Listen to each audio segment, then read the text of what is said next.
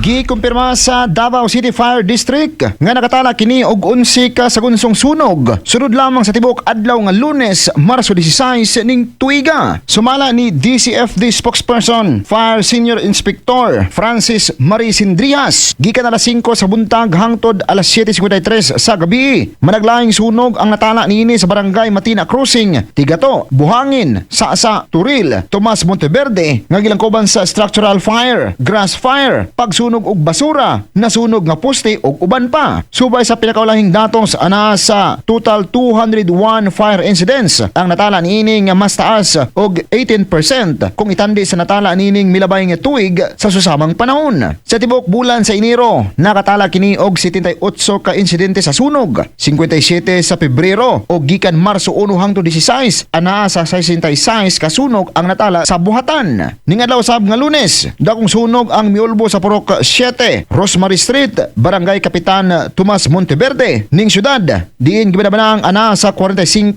ka panimalay ang naugdaw, duha ang natalang casualty ug duha ang injured, apan walay nakabsan nga residente. Katropa, kaping healthy dunig tayo ng collagen ay mong gipangita mag Santon Gold Coffee Mix na alang sa nagayusang Pilipino para sa Pilipinas. Katropang Gabalas, XFM News.